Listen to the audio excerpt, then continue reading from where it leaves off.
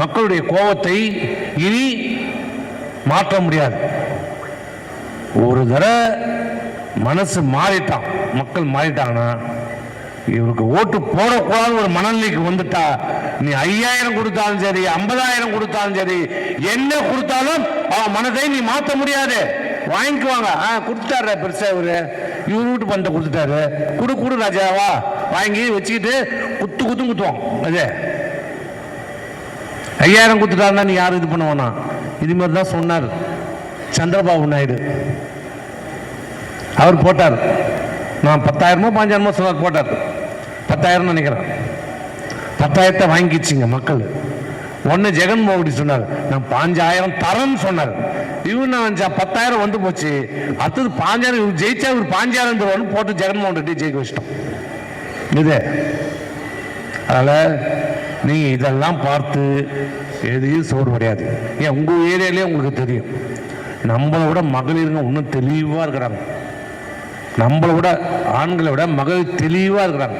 நேற்று 6 கூட்டம் போச்சுன்னா 6 மகளிர் தான் இருந்தாங்க. 5000 ரூபாய் கொடுத்தானாமா, எதுக்குமா கொடுத்தாலும் தெளிவா சொல்லு. எது கொடுத்தாரு? ஓட்டு போடுவேன்னு.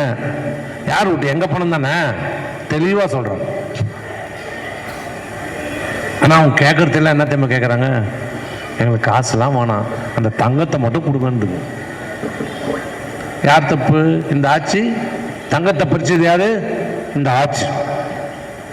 அந்த அளவுக்கு தெளிவா இருக்கிறாங்க இன்னைக்கு மக்கள் தெளிவா இருக்கிறாங்க.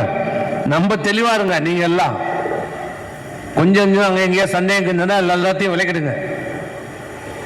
நாம் வெற்றி பெறுவோம். இந்த 2026 தேர்தலில் அண்ணா திராவிட முன்னேற்ற கழகம், எம்ஜிஆர் கட்சி, அம்மாவுடைய கட்சி இரட்டையிலே எடப்பாடியார் தமிழ்நாட்டுடைய முதலமைச்சராக ஆவது உறுதி. தேசிய ஜனநாயக கூட்டணி, எடப்பாடியார் தலைமையிலான தேசிய ஜனநாயக கூட்டணி வெற்றி பெறும். அண்ணா திமுக எடப்பாடியார் தலைமையில் ஆட்சி அமைக்கும். நம்பிக்கையா இருங்க, தைரியமா இருங்க, களத்தில் இறங்குங்க.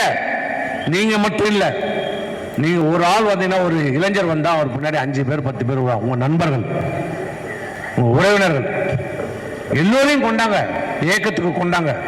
வெற்றி பெறணும். ஏதோ சட்டமன்ற உறுப்பினர் நாடாளுமன்ற உறுப்பினர் தான் நினைக்காதீங்க.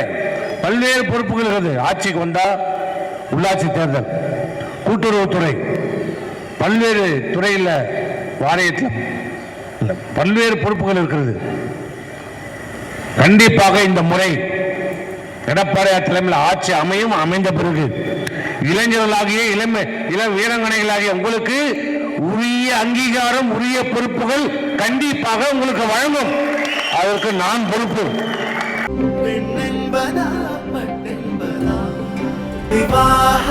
மணப்பெண்ணின் பிரத்யேகமான திருமணம் விவாஹா தி சென்னை சில்க்ஸ்.